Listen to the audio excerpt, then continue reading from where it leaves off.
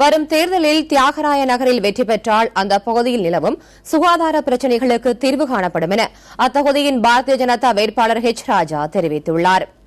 அங்குள்ள காமராஜ் காலனி, ரங்கராஜபுரம் உள்ளிட்ட பகுதிகளில் அவர் வீடு வீடாக சென்று வாக்கு சேகரித்தார். அப்போது செய்தியாளர்களுக்கு பேட்டியளித்த ராஜா, தியாகராய நகர் தொகுதிக்கான தேர்தல் அறிக்கை 2 நாட்களில் அப்பகுதி மக்களுக்கு வழங்கப்படும் என்று கூறினார்.